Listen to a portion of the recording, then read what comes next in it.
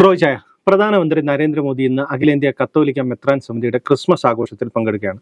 അതേസമയം തന്നെ നമ്മൾ ആലോചിക്കേണ്ടത് ക്രൈസ്തവർക്കെതിരായ സംഘപരിവാർ സംഘടനയുടെ ആക്രമണം കേരളത്തിൽ റിപ്പോർട്ട് ചെയ്തിരിക്കുകയാണ്. അത് ഞെട്ടിപ്പിക്കുന്ന ഒരു സംഭവമാണ്. കാരണം നമ്മൾ വിചാരിച്ചിരുന്ന കേരളത്തിൽ ഇതൊന്നും ഇത്തരത്തിലൊന്നും സംഭവിക്കത്തില്ല. വടക്കേ ഇന്ത്യയിലെ BJPയുടെയോ സംഘപരിവാർ സംഘടനകളുടെ സ്വഭാവങ്ങളൊന്നും കേരളത്തിൽ തൽക്കാലം അവരിറക്കുന്നില്ല എന്നൊക്കെ കരുതിയിരിക്കുമ്പോഴാണ് വെള്ളിയാഴ്ച വൈകുന്നേരം പാലക്കാട് നല്ലേപ്പുള്ളി ഗവൺമെൻറ് UP സ്കൂളിലെ കുട്ടികൾ അവധി ആഘോഷത്തിൻ്റെ ഭാഗമായിട്ട് ക്രിസ്മസ് ആഘോഷം അവിടെ നടത്തി. കുട്ടികൾ സാന്റാക്ലോസിൻ്റെ വേഷവും ഒക്കെ ഇട്ട് നടത്തിയ പാട്ട് പാടുന്നതിൻ്റെ ഇടയിലേക്കാണ് അവിടുത്തെ VSPയുടെ ജില്ലാ സെക്രട്ടറിയുടെ നേതൃത്വത്തിൽ 3 അംഗ സംഘം എത്തി അധ്യാപകരെയും വിദ്യാർത്ഥികളെയും തെറി വിളിക്കുകയും ഒക്കെ ചെയ്ത സംഭവം. ഇത് നമ്മൾ വടക്കേ ഇന്ത്യയിലാണ് കേട്ടിട്ടുള്ളത്. ഇപ്പം തന്നെ ഈ ഒരു 12-ാം തീയതിയാണ് മധ്യപ്രദേശിലെ സർക്കാർ അവിടുത്തെ സ്കൂളുകൾക്കൊരു ഒരു ഉത്തരവ് ഇറക്കിയിരുന്നു. സ്കൂളുകളിൽ ഇത്തരത്തിലുള്ള ക്രിസ്മസ് ആഘോഷങ്ങൾ പാടില്ല. കാരണം BJP ഭരിക്കുന്ന സ്ഥലമാണ്. അത് തന്നെ ഛത്തീസ്ഗഡിലും നടന്നുകൊണ്ടിരിക്കുകയാണ്. വടക്കേ ഇന്ത്യയിലെ ഒട്ടുമിക്ക BJP ഭരിക്കുന്ന സംസ്ഥാനങ്ങളിലും ഈ സ്ഥിതിയുണ്ട്. അഥവാ അങ്ങനെ നടക്കുന്ന ക്രിസ്ത്യൻ സ്കൂളുകളിലെല്ലാം പോയി കഴിഞ്ഞ 2-3 വർഷങ്ങളായിട്ട് VSPയോ അല്ലെങ്കിൽ ബജറംഗദളോ ഒക്കെ പോയി ഈ ക്രിസ്മസ് ആഘോഷങ്ങൾ അലമ്പുകയൊക്കെ ചെയ്യുന്നത് സ്ഥിരം പരിപാടിയാണ്. അവിടെയാണ് കേരളത്തിൽ BJPക്കാർ ക്രിസ്ത്യാനികളോട് വലിയ പ്രേമം ഇപ്പോൾ കാണിച്ചുകൊണ്ടിരിക്കുന്ന ഒരു സമയമാണ്. പ്രത്യേകിച്ച് മുനമ്പം സംഭവം വന്ന സമയത്ത് ക്രിസ്ത്യാനികൾക്കൊപ്പമാണെന്ന് പറഞ്ഞുകൊണ്ട് BJP നേതാക്കളെല്ലാം അവിടെ വരികയും പിന്തുണ പ്രഖ്യാപിക്കുകയൊക്കെ ചെയ്ത ഇന്നു മുതലാണ് BJPയുടെ നേതൃത്വത്തിൽ ക്രൈസ്തവ വീടുകളിലേക്ക് കേക്കുമായിട്ട് സ്നേഹ സന്ദേശ യാത്ര നടത്താൻ പോവുകയാണ്. അപ്പോൾ ഇതിനിടയിലാണ് ഇതാണ് ഒരു പൊതു സ്വഭാവം ഇപ്പോൾ പുറത്തു വന്നിരിക്കുകയാണ്. ഇവിടെ ഇതൊക്കെ പറയുമെങ്കിലും ഈ ക്രിസ്ത്യാനികളോട്, കാരണം 15-20% ക്രിസ്ത്യാനികളുടെ വോട്ട് എങ്ങനെയും കിട്ടുമോ എന്നുള്ളത് കൊണ്ടാണ് ഈ പ്രേമം നടിക്കുന്നത്. കാരണം വടക്കേ ഇന്ത്യയിൽ നമ്മളിത് കാണുന്നില്ല. ഈ യുണൈറ്റഡ് ക്രിസ്ത്യൻ ഫോറം എന്ന് പറയുന്ന സംഘടനയുടെ കണക്ക് പ്രകാരം ജനുവരി 1 മുതൽ നവംബർ 30 വരെ 745 ആക്രമണങ്ങളാണ് ക്രൈസ്തവർക്കും ക്രൈസ്തവ സ്ഥാപനങ്ങൾക്കുമെതിരായിട്ട് വടക്കേ ഇന്ത്യയിൽ നടന്നതായിട്ട് റിപ്പോർട്ട് ചെയ്തിരിക്കുന്നത്. അതായത് UCFൻ്റെ ഹെൽപ്പ് ലൈനിൽ വന്നിരിക്കുന്ന എണ്ണമാണിത്.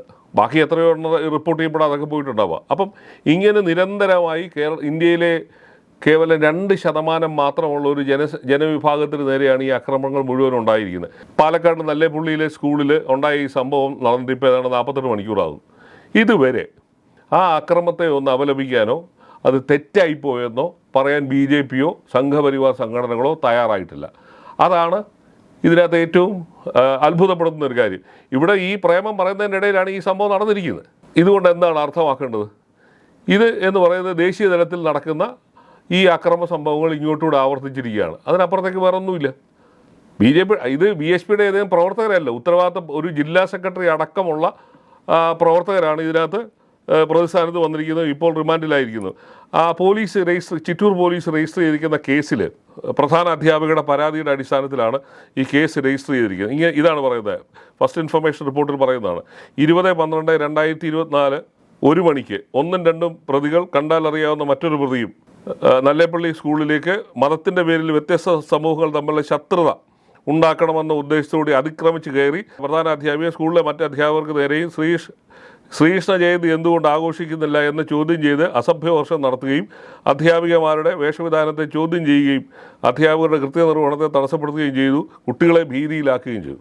ഇതാണ് നടന്നിരിക്കുന്നത്. ഇതിനകത്ത് അറസ്റ്റ് ചെയ്യപ്പെട്ടവരിൽ VSPയുടെ ജില്ലാ സെക്രട്ടറി ഉണ്ട്, പഞ്ചായത്ത് സെക്രട്ടറി ഉണ്ട്, മറ്റൊരു ഭാരവാഹിയുണ്ട്. അപ്പോൾ ഉത്തരവാദിത്തപ്പെട്ടവരാണ് ഇത് നടത്തിയത്. അത് ഒരു അബദ്ധം പറ്റി ചെയ്തതൊന്നുമല്ല, വളരെ ഇൻറ്റൻഷനലായിട്ട് നടത്തിയ ഒരു ആക്രമണമായിരുന്നു. അതായത് കുട്ടികൾ ഇത്തരത്തിൽ മതേതര സ്വഭാവമുള്ള ആഘോഷങ്ങൾ പാടില്ല എന്നുള്ള ഈ സംഘപരിവാർ സംഘടനയുടെ ദേശീയ തലത്തിലുള്ള നയമാണ് അവരോട് നടപ്പാക്കിയത്. BJP സംഘപരിവാർ സംഘടനയുടെ കാര്യങ്ങൾ പറയുമ്പോൾ തന്നെ ഈ ലവ് ജിഹാദ് പരാമർശം തൊട്ടാണ് ഈ BJP ക്രൈസ്തവ സംഘടനകളോട് അടുക്കാനുള്ള ശ്രമം തുടങ്ങിയത്. അതിനനുകൂലമായി പ്രതികരിച്ചിരുന്ന ചില മെത്രാന്മാരൊക്കെ ഉണ്ട്. അവരും ഇതിന് മറുപടി പറയേണ്ട ഒരു സാഹചര്യമല്ലേ? തീർച്ചയായിട്ടും അവരെ പിന്തുണയ്ക്കുന്ന ക്രിസംഗികൾ എന്നൊക്കെ നമ്മൾ പറയുന്ന കാസ, ക്രോസ് ഇതുപോലുള്ള സംഘടനകളൊന്നും മിണ്ടുന്നില്ലല്ലോ. കാരണം ഇവരുടെ ഈ ഒരു സ്വഭാവം ഇതാണെന്നുള്ളത് കാര്യം അവരിപ്പോഴും തിരിച്ചറിയുന്നില്ല. തൽക്കാലത്തേക്കുള്ള നേട്ടത്തിന് വേണ്ടിയാണ് ഇത് പറയുന്നത്. കാരണം നിങ്ങളൊന്ന് ആലോചിക്കുക, 2% മാത്രമുള്ള ഒരു ജനതയ്ക്ക് നേരെയാണ് ഈ ആക്രമണങ്ങൾ വടക്കേ ഇന്ത്യയിൽ നടക്കുന്നത്. ഇവിടെ 15 മുതൽ 20% വരെ ഉള്ളതുകൊണ്ടാണ് തൽക്കാലം ഡയറക്റ്റ് ആക്ഷൻസ് ഒന്നും ഇല്ലാത്തത്. ഈ ഭരിക്കുന്ന പാർട്ടിയുടെ സ്വഭാവം അല്ലെങ്കിൽ അവരുടെ പ്രതിനിധാനം ചെയ്യുന്ന സംഘടനകളുടെ സ്വഭാവം ഇതൊക്കെയാണ് പുറത്തു വരുന്നത്. എന്തിനാണ് വടക്കേ ഇന്ത്യയിൽ നിങ്ങൾ ക്രിസ്മസ് ആഘോഷങ്ങൾ തടസ്സപ്പെടുത്തുന്നത്? അതിനൊരു ഉത്തരം ഇതുവരെ പറഞ്ഞിട്ടില്ല. ക്രിസ്മസ് നക്ഷത്ര വിളക്ക് കത്തിക്കുന്നത് പോലും തടയപ്പെടുന്ന ഒരു സമയമാണ് ഇല്ലേ? കഴിഞ്ഞ വർഷം പല പള്ളികളിലും ക്രിസ്മസ് ആരാധനകൾ നടത്താൻ കഴിഞ്ഞിട്ടില്ല. അത്രയ്ക്ക് വലിയ ഭീഷണിയാണ്. ആസാമിലാണെങ്കിലും ഇത് തന്നെ, സ്കൂളുകളുടെ മുമ്പിലുള്ള ക്രിസ്ത്യൻ സ്കൂളുകളുടെ മുമ്പിലുള്ള രൂപങ്ങൾ ഒക്കെ മാറ്റണമെന്ന് പറഞ്ഞ് ആവശ്യപ്പെട്ടിരിക്കുകയാണ്. അപ്പോൾ ഇത് വലിയ തോതിൽ നടക്കുന്ന ഒരു ഘട്ടത്തിലാണ് ഇവിടെ ഇത് മാത്രമാണ്. വോട്ട് എങ്ങനെയും കിട്ടുമോ അതിനുവേണ്ടി തൽക്കാലം അനങ്ങാതിരിക്കുന്നു എന്നുള്ളതേ ഉള്ളൂ. അതാണ് പുറത്തു വന്നിരിക്കുന്നത്. നമ്മൾ കണ്ടില്ലേ, മണിപ്പൂരിൽ കഴിഞ്ഞ 1.5 വർഷമായി മണിപ്പൂരിൽ നിന്ന് കത്തുകയാണ്. എന്നിട്ട് എന്താണ് ആക്ഷൻ ഉണ്ടായോ? എന്തെങ്കിലും ആക്ഷൻ ഉണ്ടായോ? പ്രധാനമന്ത്രിയോ അങ്ങോട്ട് തിരിഞ്ഞു പോലും നോക്കിയിട്ടില്ല. കഴിഞ്ഞ തവണയും ഈ അഖിലേന്ത്യാ മെത്രാൻ സമിതി വിളിച്ചു കൂട്ടിയ യോഗത്തിൽ പ്രധാനമന്ത്രി വന്നതാണ്, ഒരുപാട് കാര്യങ്ങൾ പറഞ്ഞു, ഒന്നും നടന്നിട്ടില്ല. കഴിഞ്ഞ വർഷം തന്നെ ക്രിസ്മസ് ദിനത്തിൽ പോലും വടക്കേ ഇന്ത്യയിൽ വ്യാപകമായ രീതിയിൽ ക്രിസ്ത്യാനികൾ ആക്രമിക്കപ്പെട്ടു. അവരുടെ സ്ഥാപനങ്ങളും അവരുടെ പ്രവർത്തകരും ഒക്കെ തന്നെ, വിശ്വാസികളും ഒക്കെ തന്നെ ആക്രമിക്കപ്പെട്ടു. അപ്പോൾ അതൊരു വഴിക്ക് നടക്കുകയാണ്. അത് ആചാരം പോലെ അതങ്ങ് നടക്കുന്നുണ്ട്. പക്ഷേ ഒരു തരത്തിലുള്ള അതിനെ തടയാനോ അതിനെ അപലപിക്കാനോ ഒന്നും ഈ സംഘടനകളോ ഭരണത്തിലുള്ളവരോ ആരും തയ്യാറാവുന്നില്ല.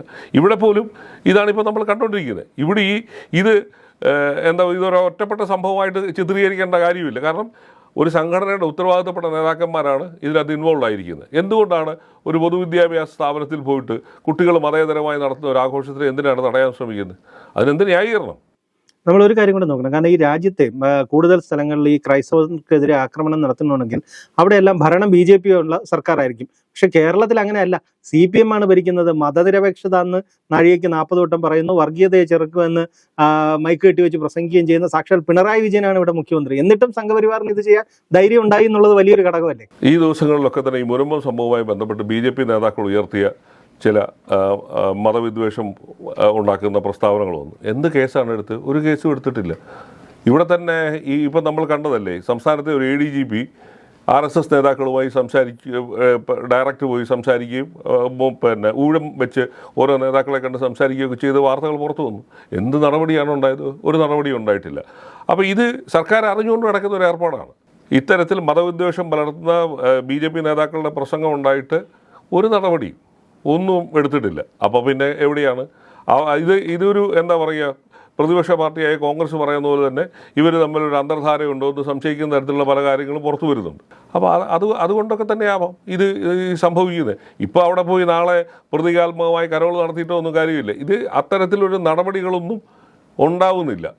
ഇല്ലേ, അന്ന് പൂരത്തിൻ്റെ അന്നാണ് ഇപ്പോഴത്തെ കേന്ദ്രമന്ത്രി അവിടെ ആംബുലൻസിൽ വന്നത്. എന്ത് നടപടിയുണ്ടായി? ഒരു നടപടിയും ഉണ്ടായില്ല. പൂരം കലക്കിയതിനെക്കുറിച്ച് അന്വേഷണം നടക്കുക. കഴിഞ്ഞ അടുത്ത പൂരം വരാൻ സമയമായി. ഇതൊക്കെ എന്താണ്, ഒരു സർക്കാരിൻ്റെ പൊതു സ്വഭാവമാണ് പുറത്ത് കാണിക്കുന്നത്. അപ്പോൾ അതുകൊണ്ട് തന്നെ ആവാം ഒരു പക്ഷെങ്കിൽ ഇതൊക്കെ ഇവിടെ സംഭവിക്കുന്നത്. ഇവിടെ സംഭവിച്ചുകൂടായികയൊന്നും ഇല്ല എന്നുള്ളത് സംഭവിച്ചു കഴിഞ്ഞല്ലോ. സ്കൂളിൽ പൊതുവിദ്യാഭ്യാസ സ്ഥാപനത്തിൽ കയറി ബഹളം ഉണ്ടാക്കിയിട്ട് പോയി, കേസെടുത്തു, അവരിപ്പോൾ റിമാൻഡിലാണ്, കാര്യമൊക്കെ ശരി തന്നെ. പക്ഷേ എന്തുകൊണ്ടുണ്ടാകുന്നു എന്നുള്ളൊരു ചോദ്യമുണ്ട്. അപ്പോൾ വളരെ മാതൃകാപരമായ ശിക്ഷാ നടപടികളോ കേസുകളോ പലപ്പോഴും ഉണ്ടാവുന്നില്ല. ഇവിടെ തന്നെ CPIയുടെ നേതാവാണ് പറഞ്ഞത്, കേരള പോലീസിനകത്ത് RSSൻ്റെ അനുഭാവികൾ തിങ്ങി നിറഞ്ഞിരിക്കുകയാണെന്നുള്ള പറഞ്ഞത്. അത് പിന്നീട് കണ്ടല്ലോ. അപ്പോൾ ആ ഒരു അവസ്ഥ നിൽക്കുകയാണ്. വടക്കേ ഇന്ത്യയിൽ സംഭവിച്ചത് ഒടുവിൽ ഇവിടെയും സംഭവിച്ചു എന്നുള്ളതാണ് അത്ഭുതപ്പെടുത്തുന്നത്. നമ്മളിവിടെ ഇതൊന്നും സംഭവിക്കത്തില്ല, എല്ലാവർക്കും എല്ലാ മതവിഭാഗങ്ങളും ഏകോദര സഹോദരങ്ങളെ പോലെ ജീവിക്കുന്നു, എല്ലാ ആഘോഷങ്ങളിലും അങ്ങോട്ടും ഇങ്ങോട്ടും പങ്കെടുക്കുന്നു എന്ന് പറയുന്ന ഒരു സംസ്ഥാനത്താണ് ഇതാദ്യമായിട്ട് ഇങ്ങനൊരു സംഭവം ഉണ്ടായിരിക്കുന്നത്. അപ്പോൾ ഇതൊരു തുടക്കമാണ് എന്ന് പോലും നമ്മൾ സംശയിച്ചാൽ അവരെ കുറ്റപ്പെടുത്താൻ പറ്റത്തില്ല. കാരണം തികച്ചും ഒരു മതേതരമായ ഒരു പൊതുവിദ്യാഭ്യാസ സ്ഥാപനത്തിലാണ്, അല്ലെങ്കിൽ ഒരു സ്വകാര്യ സ്ഥാപനത്തിൽ പോലുമല്ല, ഒരു പൊതുവിദ്യാഭ്യാസ സ്ഥാപനത്തിൽ കുട്ടികൾ അവരുടെ ഇടയിലേക്കാണ് ഇത് കടന്നു ചെന്ന് കുഞ്ഞുങ്ങളെയും അവരുടെ അധ്യാപകമാരെയും ഒക്കെ ചീത്ത വിളിച്ചിട്ട് പോയിരിക്കുന്നത്, തടസ്സപ്പെടുത്താനായിട്ടുള്ള ശ്രമം ഉണ്ടായിരിക്കുന്നത്. അവരുടെ വേഷവിധാനങ്ങളെ പറഞ്ഞാണ് അവർക്കെതിരെ അസഭ്യം ഉയർത്തിയത്. അതായത് സാന്റാക്ലോസിൻ്റെയും ഒക്കെ വേഷമിട്ട് നടക്കുന്ന കുട്ടികളുടെയും അധ്യാപകരുടെയും നേർക്കാണ് ഈ തെറിവിളി ഉണ്ടായിരിക്കുന്നത്. അപ്പോൾ അതിനെ ലാഘവത്തോടു കൂടിയാണ് സർക്കാർ കാണുന്നുണ്ടെങ്കിൽ വേറൊന്നും പറയാൻ നമുക്ക് കഴിയത്തില്ലല്ലോ.